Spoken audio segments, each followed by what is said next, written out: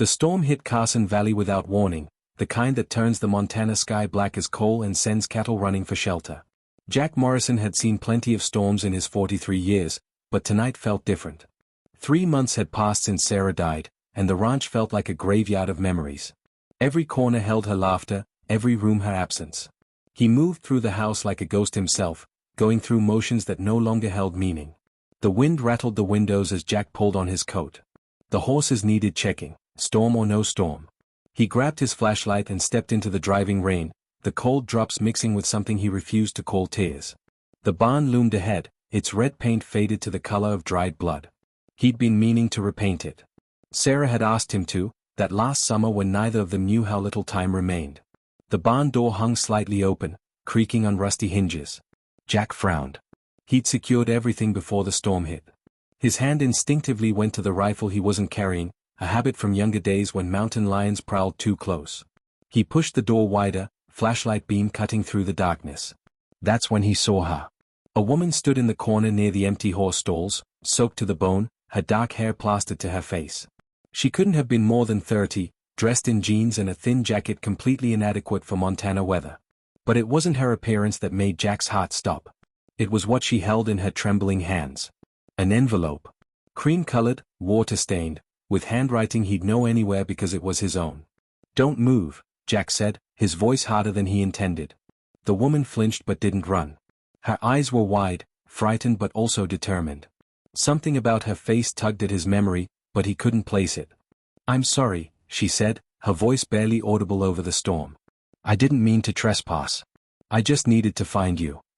Jack stepped closer, flashlight steady on her face. "Who are you? And where did you get that letter?" The woman looked down at the envelope in her hands like she'd forgotten she was holding it. When she looked back up, her eyes were filled with tears that had nothing to do with the rain.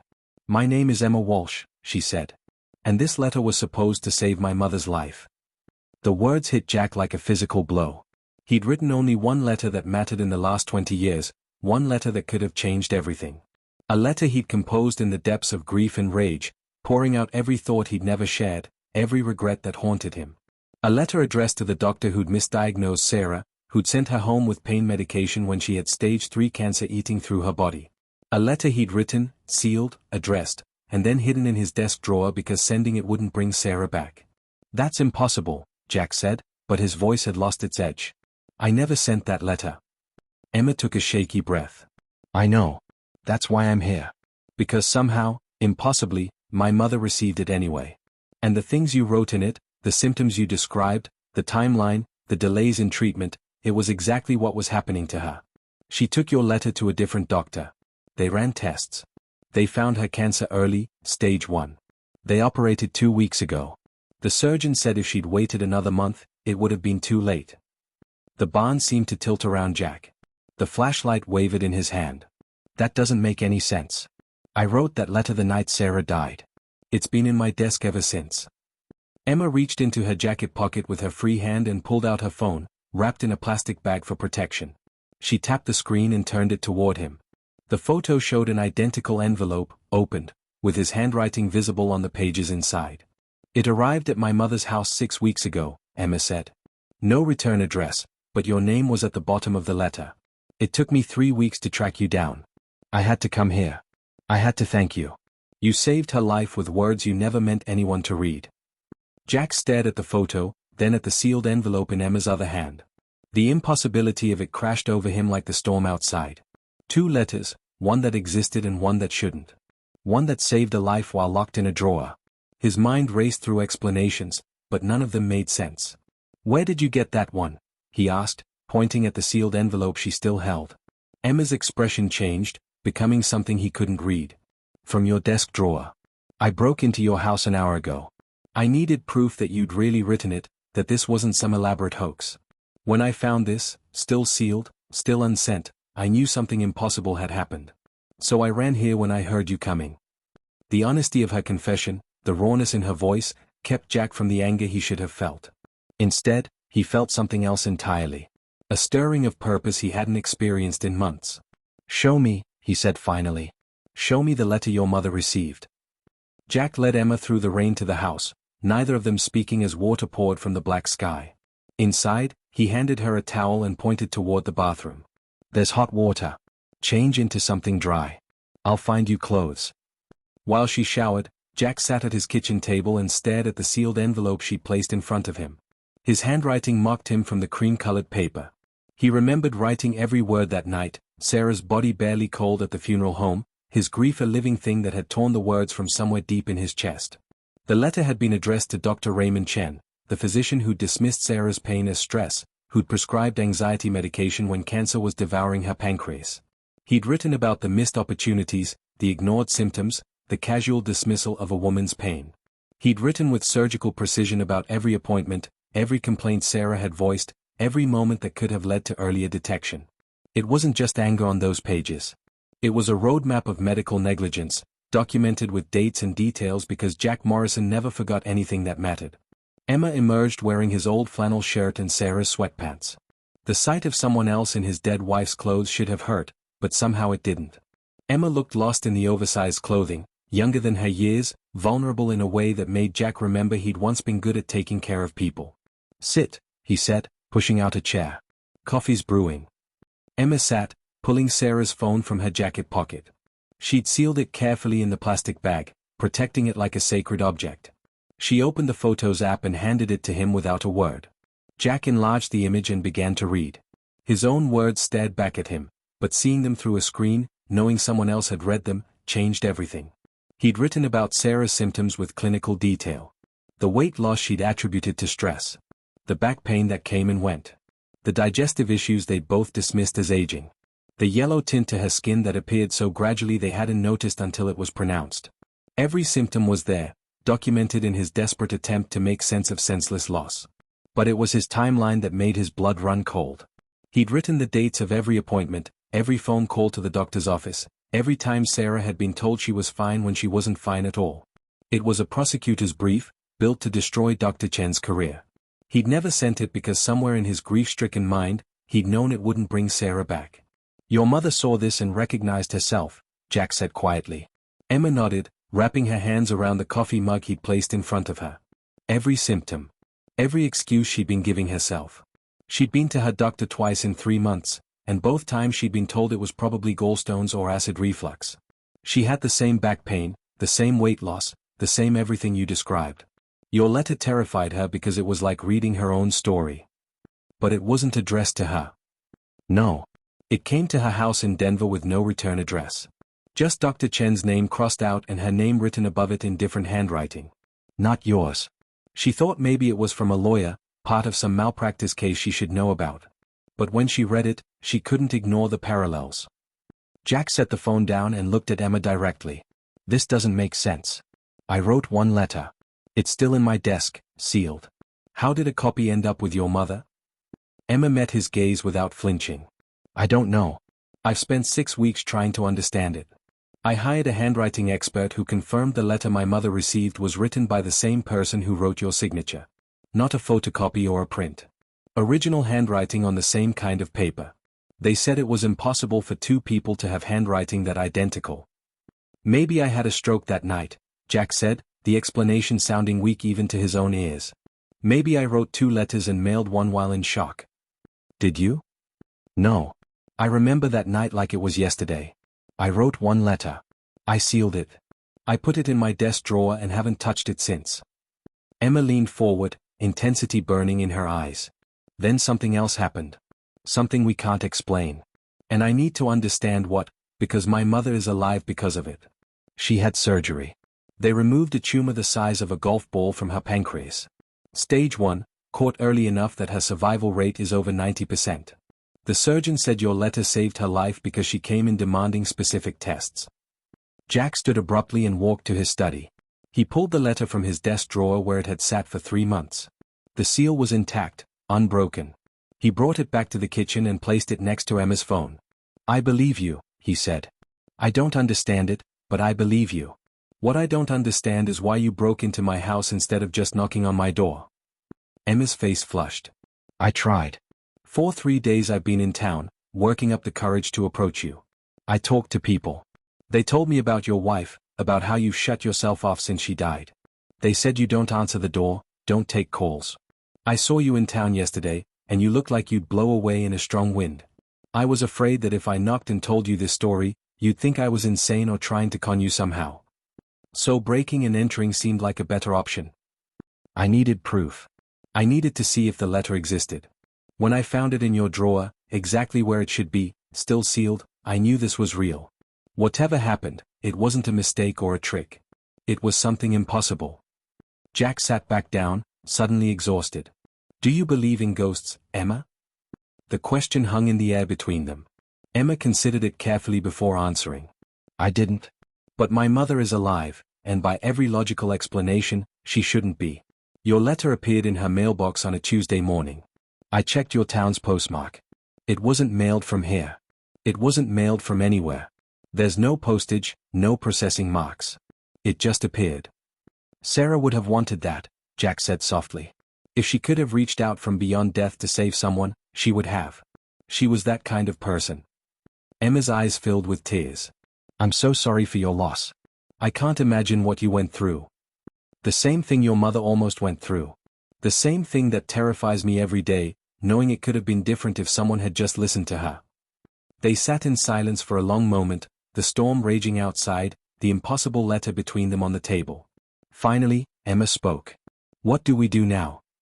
Jack looked at her, this stranger who'd broken into his house and brought the impossible into his kitchen. He thought about Sarah, about grief, about letters that traveled through darkness to save lives. He thought about purpose and meaning and the way the universe sometimes bent its own rules. You stay here tonight, he said. The storm's getting worse, and you can't drive in this. Tomorrow, we figure out what this means. Together. Emma nodded, relief washing over her features. Thank you. Don't thank me yet, Jack said. If my letter saved your mother, that means something. It means Sarah's death meant something. And I need to understand what that something is. Morning came with brutal clarity.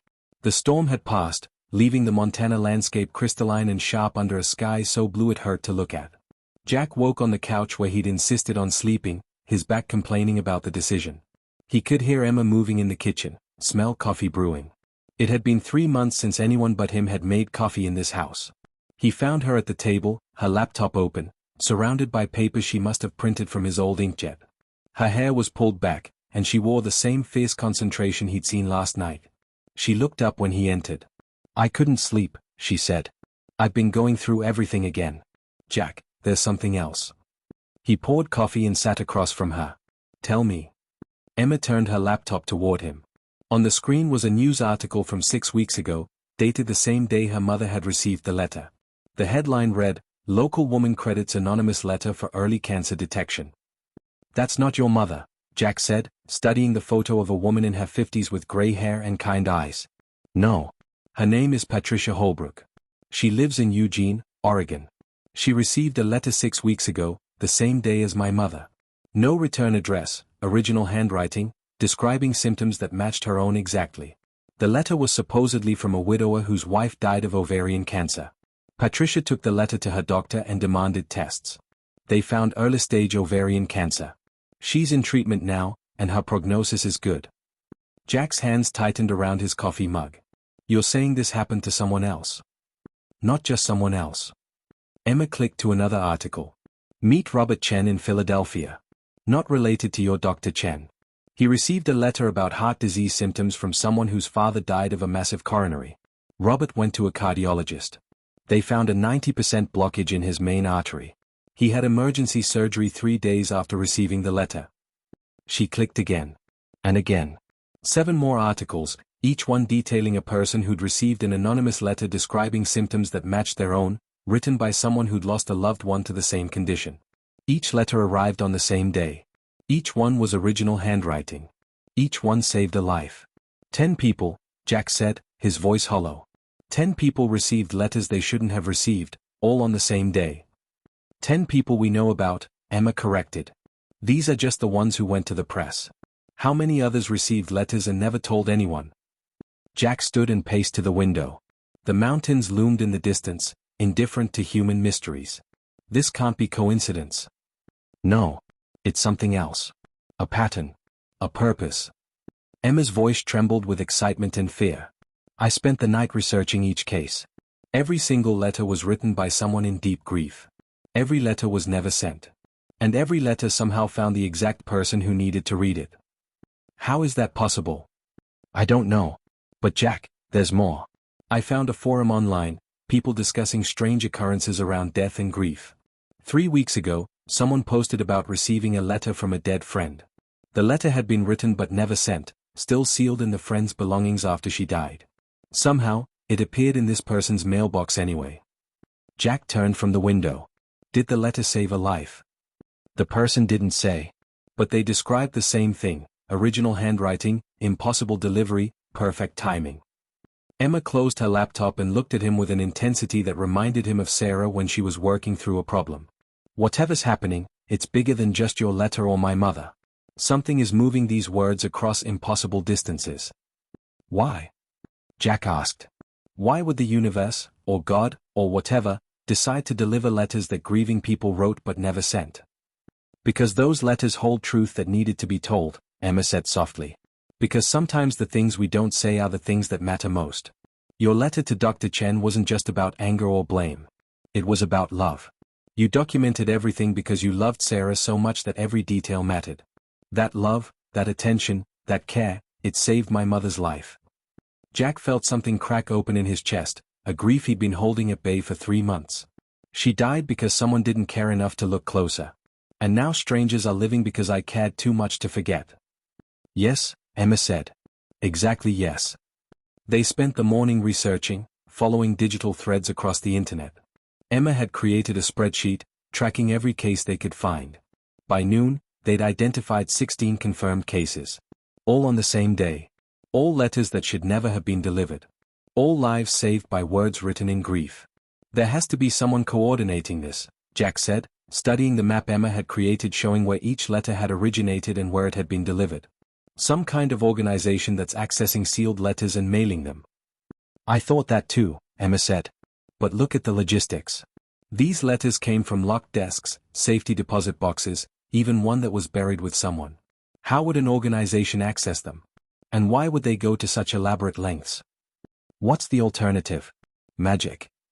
Emma met his eyes. Maybe. Or maybe something we don't have words for yet. Something that happens when grief and love and desperate need all align. Jack's phone rang, startling them both. He didn't recognize the number but answered anyway. Is this Jack Morrison? A woman's voice, tight with emotion. Yes. My name is Catherine Brooks. I'm calling from Boston.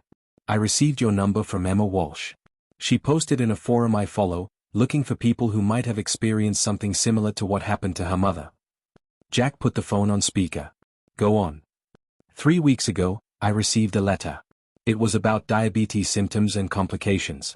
The letter was written by someone whose brother died from undiagnosed type 2 diabetes. I recognized the symptoms because they matched mine exactly. I went to my doctor.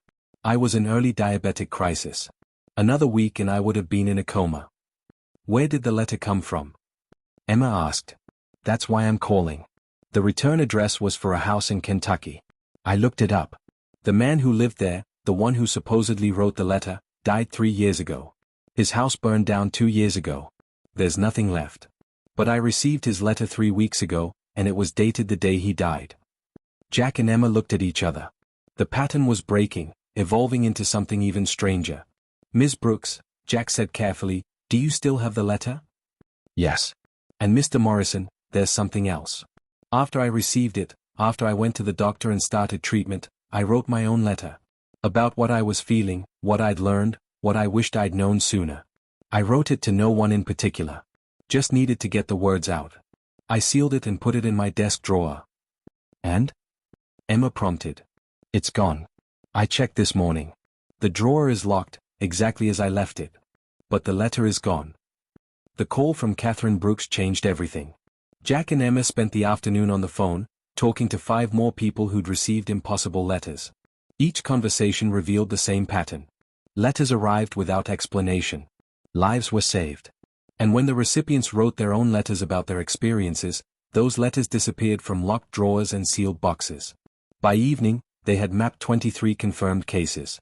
Emma had created a network diagram on Jack's dining room table, connecting people across the country with red string like something from a detective show. It would have been ridiculous if it wasn't real. It's a chain, Emma said, standing back to study her work. Someone receives a letter and is saved. They write about their experience. That letter disappears and appears for someone else who needs it.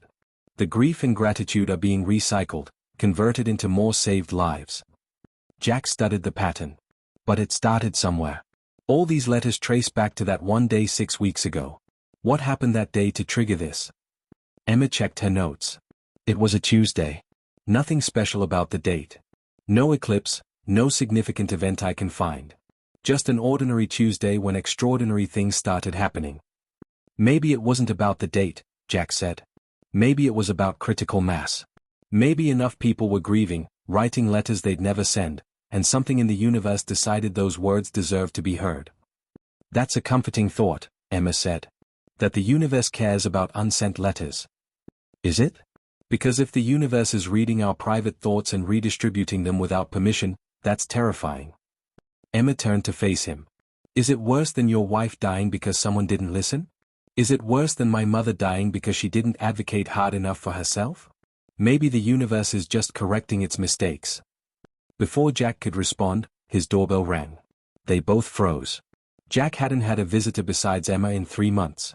He approached the door cautiously and opened it to find a man in his 60s, Native American, with silver-braided hair and eyes that seemed to see through to the bones of things. Jack Morrison, the man asked. Who's asking? My name is Thomas Whitehorse. I'm a professor of anthropology at the University of Montana. I study folklore and unexplained phenomena. I need to talk to you about the letters. Jack let him in, too surprised to refuse. Thomas saw Emma's network diagram on the table and smiled, a sad knowing expression. You've done good work tracking the pattern, Thomas said. But you're missing the most important part. Which is? Emma asked. Thomas set a worn leather journal on the table. This belonged to my grandmother. She was a medicine woman, keeper of old stories that most people have forgotten. She wrote about something called the words that walk. She said that in times of great need, when enough hearts were breaking over the same kinds of pain, the words people wrote in grief would gain power. They'd find their way to people who needed them, crossing any distance, bypassing any barrier. That's just a story, Jack said, but his voice lacked conviction. All stories are just stories until they are not. Thomas opened the journal to a page marked with a feather. My grandmother wrote this entry 60 years ago.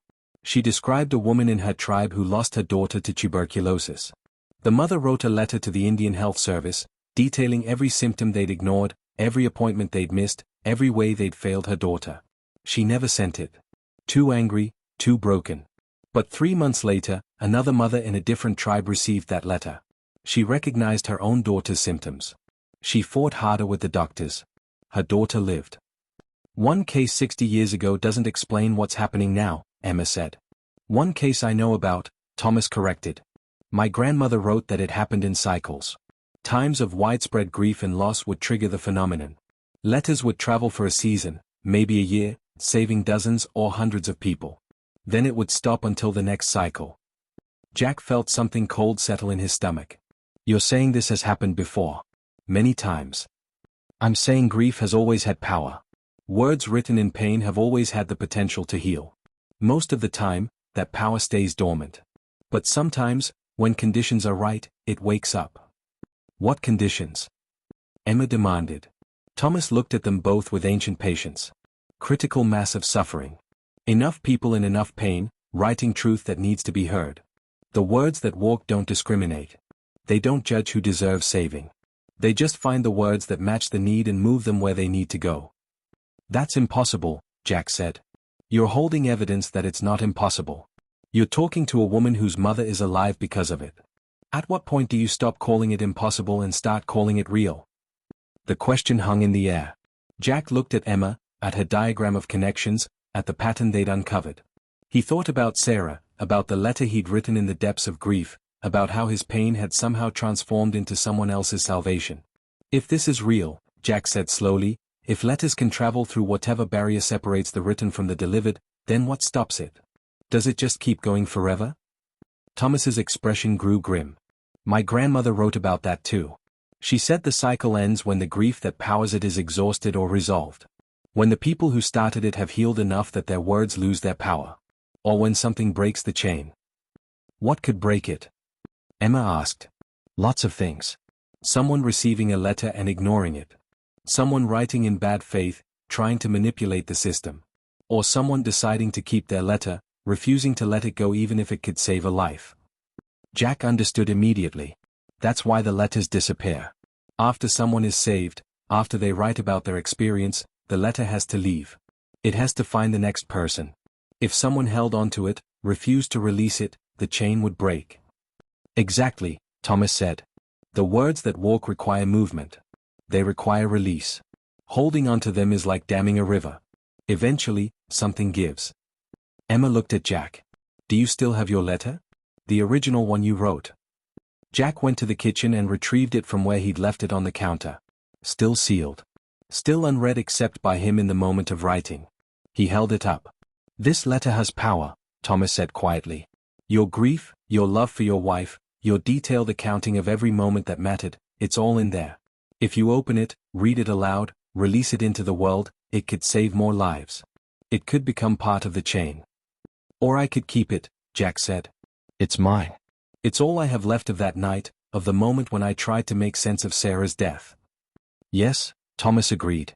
You could keep it. That's your right. But keeping it means someone dies who didn't have to. Maybe more than one someone. The weight of the choice settled on Jack's shoulders like a physical thing.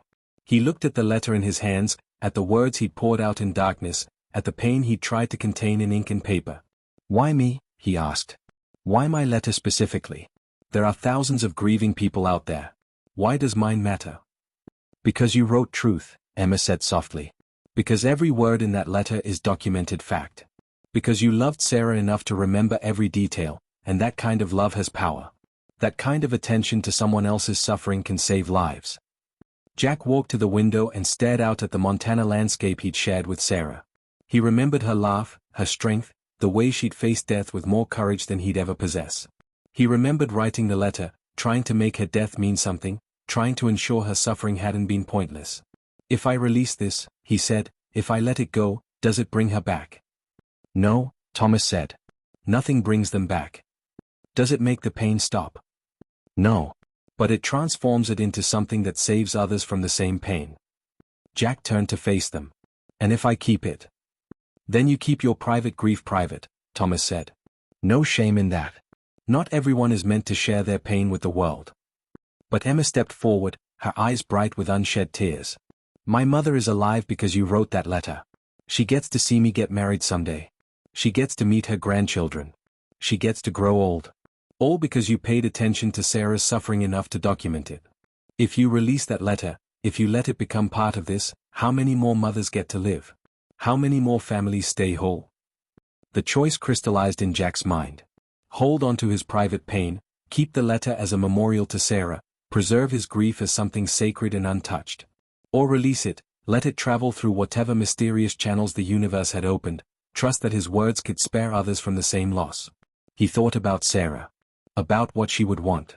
About who she'd been in life, someone who gave freely, who helped without expecting return, who made the world lighter by existing in it. He broke the seal. The envelope opened easily, as if it had been waiting 3 months for this moment. Jack's hands shook as he pulled out the pages, his own handwriting sharp and angular across the paper. He hadn't looked at these words since he'd written them. Now, in the morning light of his kitchen, with Emma and Thomas watching, they seemed to pulse with a life of their own. I'll read it, Jack said quietly. Out loud. If that's what it takes. Thomas nodded. The words that walk need voice. They need to be released into the air, not just onto paper. That's how they find their power. Jack sat at the table and began to read. His voice cracked on the first words, but he pushed through. Dear Dr. Chen. My wife Sarah Morrison died 3 days ago. She was 41 years old. She died of pancreatic cancer that went undiagnosed for 7 months while she was under your care. I'm writing this not for revenge, but for the record. Someone needs to document what happened. Someone needs to remember every moment you failed her.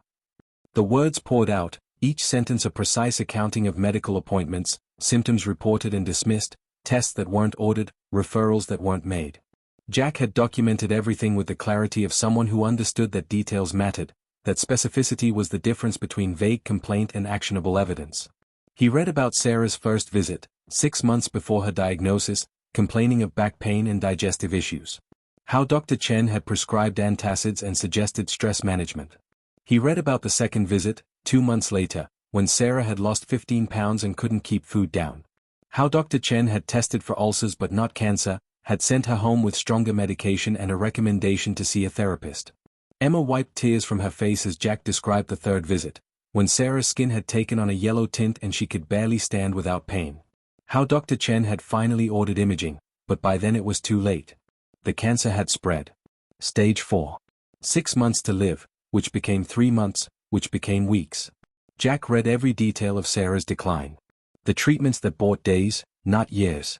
The pain medication that made her sleepy and distant. The way she'd apologized to him, as if her death was something she'd chosen, something she'd failed to prevent. He read about the last conversation they'd had, when she was lucid enough to tell him she loved him and to ask him to live a life after she was gone. "I'm writing this," Jack read, his voice breaking, "because Sarah trusted you.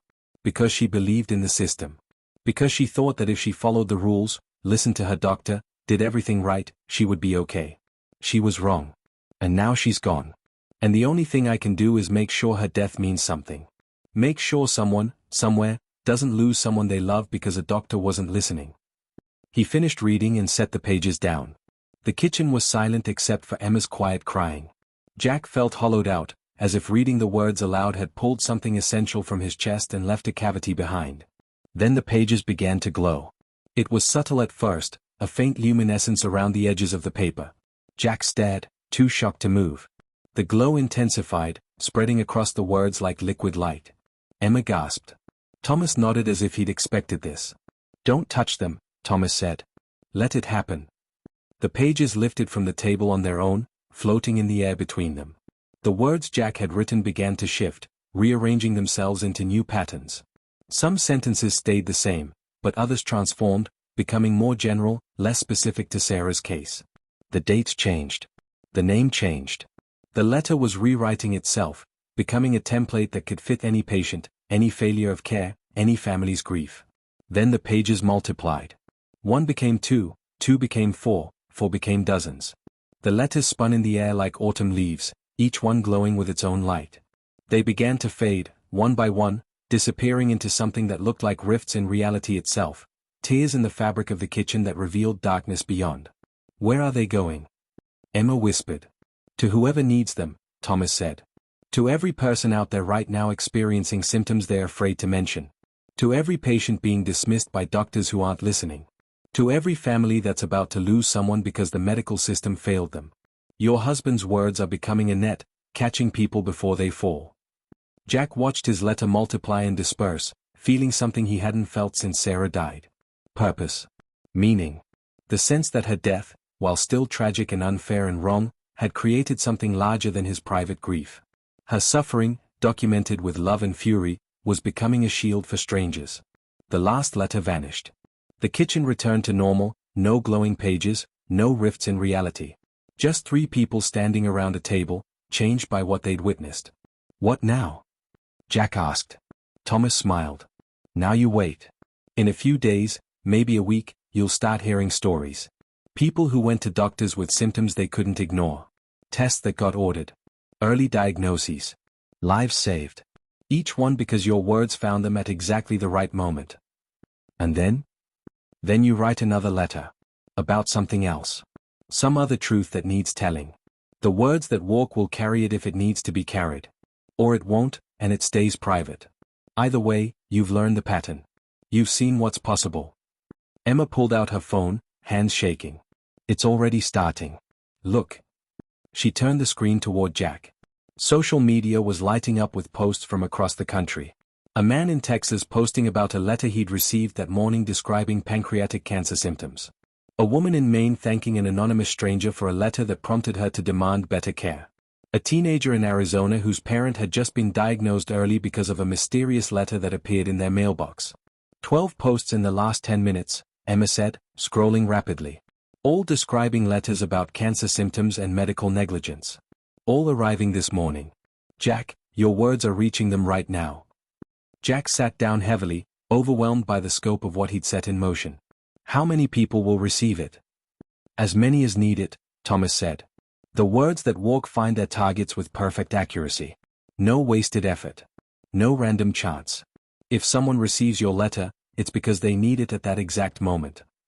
Over the next hour, they tracked the phenomenon spreading across social media and news outlets.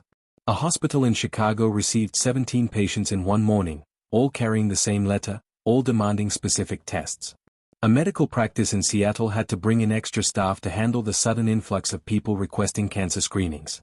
Doctors were confused but compliant, unable to argue with patients who arrived with such detailed symptom lists and timeline documentation. By noon, they'd counted over 300 confirmed cases of people receiving Jack's letter. By evening, that number had grown to over 1,000. News networks picked up the story, calling it everything from an elaborate hoax to a viral marketing campaign for healthcare reform. But the people receiving the letters knew different. They knew something impossible was happening, something that transcended normal explanations. Jack's phone started ringing. Reporters wanting interviews. People wanting to thank him. Medical professionals demanding to know how he'd orchestrated such a widespread distribution. He ignored them all, sitting at his kitchen table, watching the impact of his grief ripple across the country. Sarah would have loved this, he said quietly. She always wanted to help people. She was a nurse before we got married. She understood the system, understood how people fall through the cracks. She would have loved knowing her death prevented other deaths. Emma sat beside him. She did prevent them. Through you. Through your love for her and your refusal to let her suffering be meaningless. What do I do now? Jack asked. I've released the letter. I've seen it work. But I still wake up every morning in a house that feels too empty. I still reach for her in bed and find nothing. The grief hasn't gone anywhere. Thomas, who'd been watching from the doorway, spoke up. Grief doesn't leave. It transforms. You've taken the first step in that transformation. But there are more steps ahead. More letters to write, more truths to tell. The words that walk have chosen you as a conduit, Jack. You have a gift for documenting truth in ways that save lives. That's rare. That's valuable. I don't want to be special, Jack said. I just want my wife back. I know. But you can't have that. So the question becomes, what will you do with what you have instead? Jack looked at Emma, this woman who'd broken into his house and changed his life. You said your mother wrote a letter after she was saved. That it disappeared from her drawer. Emma nodded. 3 days after her surgery. She wrote about her gratitude, her fear, her relief. She sealed it and locked it away. The next morning, it was gone. And you wrote one too, didn't you? After you found me. Emma's eyes widened. How did you know? Because you understand the pattern now. You understand that words written in strong emotion have power. What did you write about? I wrote about what it's like to almost lose your mother. About the fear and the helplessness and the desperate hope. About how a stranger's grief saved the person I loved most in the world. I wrote it to process everything I was feeling. Where is it now? Emma pulled out her phone and checked something. Her face went pale. It's gone. I had it in my hotel room, locked in my suitcase. I just got a notification from the hotel security camera. No one entered my room. But when I check the footage, I can see a moment where light flashes from my suitcase. Just for a second. Then nothing. Your letter is traveling now, Thomas said. Finding someone who needs to read about almost loss and sudden salvation. Someone who needs hope that impossible things can happen. The three of them sat in silence, contemplating the network of grief and hope they'd become part of. Jack thought about all the letters out there, all the words written in pain and love, all the truths waiting to be told. He thought about Sarah and the life they'd built together, the love that had sustained them through 20 years of marriage. And he thought about what came next. I want to meet them, Jack said suddenly. The people my letter reached. The ones who were saved because of Sarah's story. I want to see their faces, hear their voices. I want to know that this is real, that it matters. Emma smiled through tears. I can help with that. I've been documenting every case, building a database. There are hundreds of people who'd want to meet you, to thank you in person. Then that's what we do, Jack said, feeling something like purpose stirring in his chest for the first time in months. We document this. We track every life saved, every letter that travels, every impossible delivery. We become witnesses to whatever this is. Thomas nodded approvingly. That's exactly what needs to happen. This phenomenon has occurred throughout history, but it's never been properly documented. People experience it, are changed by it, but then it fades into legend and folklore. You have the tools now to capture it while it's happening. To prove that the impossible is real. Over the following days, Jack's life transformed in ways he couldn't have imagined. Emma stayed at the ranch, setting up a makeshift office in Sarah's old craft room. They built a website where people could share their stories about receiving mysterious letters. They verified each account carefully, separating genuine cases from attention seekers and copycats. The numbers were staggering. Jack's letter alone had reached over 3,000 people in the first week. Of those, 2,000 had gone to doctors. 1,600 had received early cancer diagnoses. The survival rate for early-stage pancreatic cancer was over 60%, compared to less than 10% for late-stage. Jack's words, born from his grief over Sarah, would statistically save nearly 1,000 lives. But it wasn't just his letter. The chain reaction had begun. The people who received Jack's letter and were saved wrote their own letters about their experiences. Those letters disappeared and found new recipients. A man who'd caught his cancer early because of Jack's letter wrote about the importance of advocating for yourself with doctors. That letter found its way to people struggling to be heard by their physicians, giving them courage to demand better care. A woman who'd lost her sister to breast cancer but received Jack's letter and recognized her own symptoms wrote about the warning signs she'd missed in her sister. That letter reached women across the country, prompting self-examinations and mammograms that caught cancers in early stages. The network grew exponentially. Each saved life generated new letters, new truths, new connections. Thomas's prediction about the words that walk creating a chain reaction was proving accurate beyond anything they'd imagined. Jack started traveling to meet the people his letter had reached. Emma went with him, documenting everything. Their first stop was Denver, to meet Emma's mother. Patricia Walsh was a small woman with bright eyes and a grip like iron. She hugged Jack so hard he thought his ribs might crack. "You saved my life," she said simply. "I don't know how or why your letter found me, but it did. And because of you, I get to be here." They sat in Patricia's garden, drinking tea, talking about Sarah and loss and the mysterious ways grief transforms into grace. Patricia showed Jack her surgical scars, proof that the cancer had been real and had been removed. She showed him photos of her grandchildren, who would grow up knowing their grandmother because a stranger's unsent letter had traveled through impossible space to save her. "Have you written since the surgery?" Jack asked. Patricia nodded. "Several letters. About gratitude, about second chances, about not taking time for granted. Each one I sealed and put away. Each one disappeared within days. Do you know where they went? I've started hearing from people. Random messages on social media, emails to an address I don't remember sharing. People thanking me for letters I don't remember sending. Letters about appreciating life, about making time for what matters. It seems my words are finding people who need to hear about second chances." Jack smiled, a real smile for the first time since Sarah's death. She's still saving people. Even though she's gone, Sarah's death is creating ripples that save lives. That has to mean something. "It means love doesn't die," Patricia said. "It just changes form. Your love for Sarah transformed into words that saved me. My gratitude transformed into words that reminded others to cherish their time. The chain continues because love continues." They visited 12 more people that month. A construction worker in Phoenix whose prostate cancer was caught early.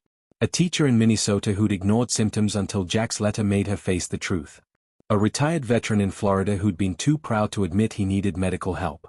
Each person had a story about receiving the letter at exactly the right moment, when they were balanced between denial and action, when the right words could tip the scale toward survival.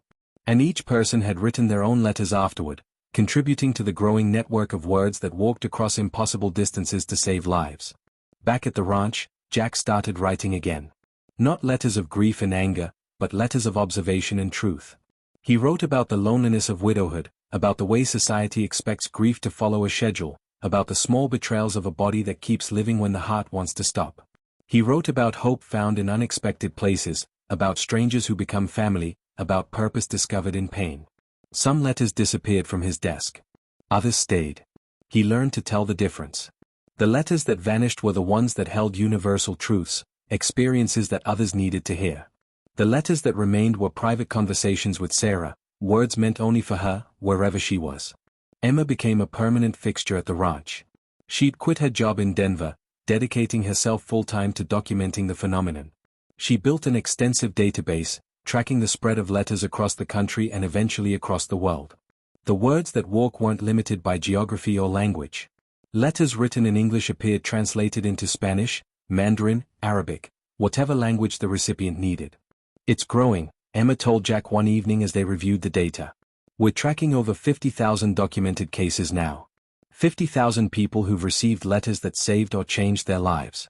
And those are just the ones willing to report it publicly. The real number is probably 10 times higher." Jack looked at the map she'd created, showing the spread of letters across the globe. Red dots for letters sent, blue dots for lives saved, green dots for new letters generated. The map looked like a living organism, pulsing with light and connection. "What happens when it stops?" Jack asked. Emma looked at him seriously. "Thomas said it would stop when the grief that powers it is exhausted or resolved." "How's your grief, Jack? Are you healing?" Jack considered the question. 3 months ago, the grief had been a crushing weight, making it hard to breathe, impossible to function. Now, it was still there, still heavy, but transformed into something he could carry. Something that gave him purpose instead of destroying him. "I'm healing," he admitted. "Not healed, but healing. The grief isn't gone, but it's become part of me instead of being all of me. Then maybe the phenomenon will continue until enough people have healed. Until the collective grief that triggered it has transformed into something else." That night, Jack wrote one more letter. Not to Sarah this time, but to everyone out there carrying grief they didn't know how to release. He wrote about the process of healing, about the way pain can become purpose, about the importance of letting words find their wings instead of keeping them locked away. He sealed the letter and placed it in his desk drawer. Then he waited. The next morning, it was gone. 6 months after Emma broke into his barn during a storm, Jack stood in front of a congressional committee investigating the phenomenon that had come to be known as the letter chain. Medical professionals testified about the surge in early diagnoses. Statisticians presented data showing significant decreases in late-stage cancer deaths. Skeptics demanded scientific explanations for impossible deliveries. Jack told Sarah's story. He read portions of his original letter, explaining how documentation born from love had become a tool for saving lives. He talked about the network of grief and hope that had emerged, about the thousands of people who'd learned to transform their pain into words that helped others. "We don't understand the mechanism," Jack said in his testimony. "We can't explain how letters travel from locked drawers to distant mailboxes. We can't replicate it in laboratory conditions. But we can measure the results." 50,000 documented cases of early medical intervention prompted by mysterious letters. Statistical projections suggest 15 to 20,000 lives saved or significantly extended. Whatever this is, it works. The committee members asked their questions. Some believed him. Others thought it was mass hysteria or an elaborate hoax. But they couldn't ignore the data, couldn't dismiss the thousands of people whose stories corroborated the impossible truth. After the hearing, Jack and Emma stood on the steps of the Capitol building, watching the sun set over Washington. "Do you think they'll do anything?" Emma asked. "I don't know. But it doesn't matter. The letters that walk don't need government approval to keep working. They'll continue as long as they're needed." "Are you going back to the ranch?" Jack nodded. "That's home. That's where Sarah and I built our life. That's where I'll keep writing until the grief is fully transformed into something else." "Can I come with you? I mean, is there still work to do documenting all this?" Jack smiled at her. "There's always work to do. And I could use the company. The ranch is too quiet with just me." They flew back to Montana together, back to the ranch that no longer felt like a mausoleum but like a launching point for words that saved lives. Jack stood in his barn that evening, remembering the night Emma had appeared with his impossible letter, and he felt Sarah's presence in a way he hadn't before. Not as a ghost, not as a haunting, but as a legacy. Her death had meaning because his love had given it meaning.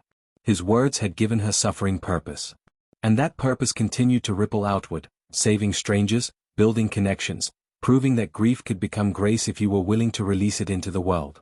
Jack pulled out a pen and fresh paper.